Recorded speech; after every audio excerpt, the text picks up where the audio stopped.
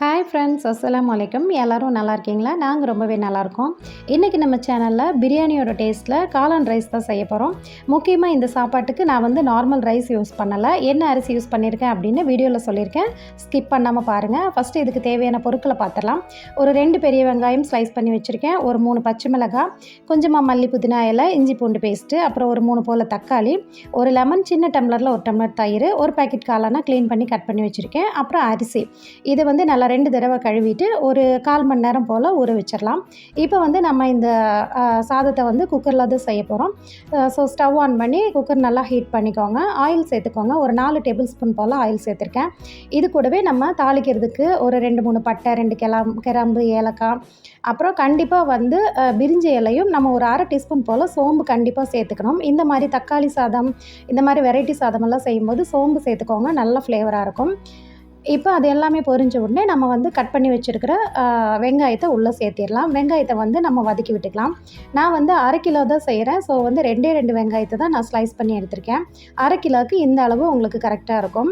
வெங்காயம் வந்து நல்லா கலர் சேஞ்ச் ஆகி வரணும். அது வரைக்கும் நல்லா வதக்கி விட்டுக்கோங்க. கூடவே வந்து நம்ம பச்சை மிளகாயும் சேர்த்து வதக்கிக்கலாம். பச்சை மிளகாய் வந்து நான் கட்டெல்லாம் பண்ணலை. ஜஸ்ட்டு லைட்டாக கீரி மட்டும்தான் சேர்த்திருக்கேன். 3 பச்சை மிளகாய் அளவான காரம் இருக்கிறதான் எடுத்திருக்கேன்.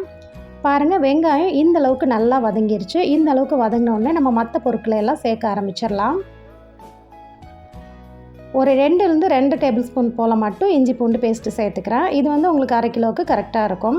நம்ம இப்போ நான்வெஜ் செய்கிறோம், மட்டன், சிக்கன் சேர்க்குறோம் அப்படின்னா நீங்கள் எக்ஸ்ட்ரா இஞ்சி பூண்டு பேஸ்ட் சேர்த்திக்கலாம். பட் நம்ம வந்து நான்வெஜ் எதுவும் சேர்க்கல, காளான் தான் நம்ம சேர்க்குறோம். காளான், காலிஃப்ளவர் எல்லாம் சேர்க்கும்போது இந்த அளவுக்கு சேர்த்தாலே போதும். ரொம்ப மசாலா சேர்த்துட்டா உங்களுக்கு ஃப்ளேவர் வந்து ரொம்ப அதிகமாக தெரியும். இப்போ அந்த இஞ்சி பூண்டு பேஸ்ட்டோட ஸ்மெல்ல உங்களுக்கு ஒரு 2 3 நிமிஷத்துலேயே வதக்கி விட்டால் நல்லாவே போயிடும். அதுக்கப்புறம் நம்ம கட் பண்ணி வச்சுருக்கிற தக்காளியும் உள்ளே சேர்த்து நல்லா வதக்கி விட்டுக்கலாம். தக்காளி வந்து நல்லா வதங்கி நல்லா மசிஞ்சு வரணும். ஸோ அதுக்காக இந்த ரெசிபிக்கு தேவையான உப்பையுமே நான் இப்போவே சேர்த்துக்கிறேன். இப்போ ஒரு 1/2 டீஸ்பூன் உப்பு தான் சேர்த்துருக்கேன். நம்ம பார்த்துட்டு பத்தலைன்னா நம்ம கடைசியில் கூட சேர்த்துக்கலாம். உப்பு சேர்க்கும்போது உங்களுக்கு நல்லா சீக்கிரமாகவே வதங்கி வந்துடும். பாருங்கள், இந்த அளவுக்கு வதங்கி வந்தோடனே நான் வந்து புதினா இலைகளை ஒரு கைப்பிடி அளவுக்கு சேர்த்துக்கிறேன். சேர்த்துட்டு நல்லா மிக்ஸ் பண்ணி விட்டுருங்க. இந்த டயத்துலேயே சேர்க்கும் போது உங்களுக்கு ஃப்ளேவர் நல்லாயிருக்கும். கூடவே நான் வந்து வாஷ் பண்ணி வச்சுருக்கிற காளானையுமே உள்ளே சேர்த்துக்கிறேன். சேர்த்துட்டு நல்லா ஒரு நிமிஷத்துக்கு அந்த காளானில் அந்த மசாலாலாம் பிடிக்கிற அளவுக்கு நல்லா மிக்ஸ் பண்ணி விட்டுருங்க. இது கூடவே ஒரு 1/2 டீஸ்பூன் போல் பட்டை கிராம்பு மசாலா சேர்த்துருக்கேன். அதாவது நம்ம பிரியாணிக்கெல்லாம் சேர்ப்போம் இல்லைங்களா, அந்த மசாலா. கூடவே காரத்துக்கு தகுந்த மாதிரி ஒரு 1/2 டேபிள் ஸ்பூனுக்கு மேலே மிளகாத்தூள் சேர்த்துருக்கேன். நீங்கள் உங்கள் காரத்துக்கு தகுந்த மாதிரி பார்த்துட்டு சேர்த்துக்கோங்க. சேர்த்துட்டு அதோட பச்சை ஸ்மெல்லும் போகிற அளவுக்கு ஒரு 2 நிமிஷத்துக்கு போல் நல்லா வதக்கி விட்டுருங்க. நல்லா வதங்கி உங்களுக்கு வந்து அந்த ஆயில் நல்லா மேலே தெளிஞ்சு வரும். இந்த ஸ்டேஜில் வந்து நம்ம லெமன் சேர்த்துக்கலாம்.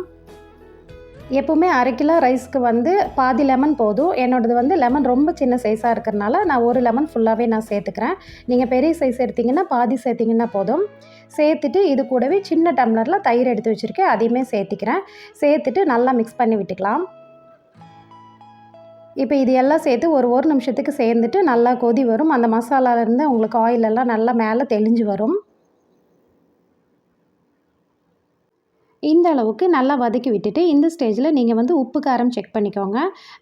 எப்போவுமே நல்லா சமைக்கிறவங்களும் சரி, இல்லை ஸ்டார்டிங் சமைக்கிறவங்களா இருந்தாலும் சரி, எப்போவுமே ஒரு 2 டைம் செக் பண்ணிக்கோங்க. இப்போ ஒரு தடவை, அதுக்கப்புறம் வந்துட்டு நம்ம தண்ணி சேர்த்து ரைஸ் எல்லாம் சேர்த்ததுக்கப்புறம் ஒரு தடவை செக் பண்ணிட்டீங்கன்னா உங்களுக்கு வந்து உப்பு, காரம், புளிப்பு எல்லாமே நல்லா பர்ஃபெக்டாக வரும். உங்களுக்கு ரைஸுமே நல்லா டேஸ்ட்டாக வரும்.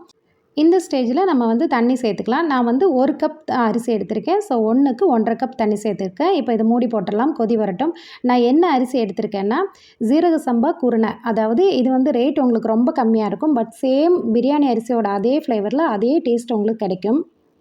சின்ன மளிகை கடையில் கிடைக்குமா அப்படின்னு தெரியல. பட் பஜாரில் போய், டவுனில் போய் நம்ம பர்ச்சேஸ் பண்ணும்போது கண்டிப்பாக இந்த அரிசி கிடைக்கும். வெளியிலலாம் ஹோட்டலில், அதாவது இந்த ரோட்டோர கடைகள்ல எல்லாம் வந்து தக்காளி ரைஸ்க்கு இதுக்கெல்லாம் வந்து இதை மிக்ஸ் பண்ணுவாங்க. அதனால தான் உங்களுக்கு அந்த ஃப்ளேவர் வந்து ரொம்ப ரொம்ப நல்லாயிருக்கும்.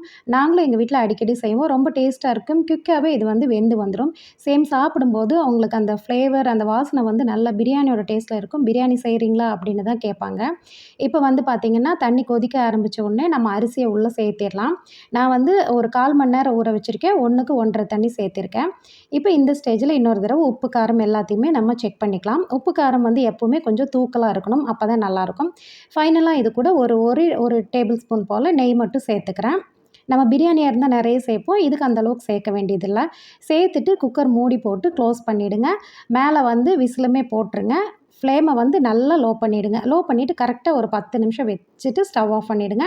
உடனே திறக்க வேண்டாம். நல்லா அந்த விசில் வந்து ரிலீஸ் ஆனதுக்கப்புறம் ஓப்பன் பண்ணுங்கள். பாருங்கள் உங்களுக்கு நார்மல் பிரியாணி மாதிரி உதிரி உதிரியாக இருக்காது.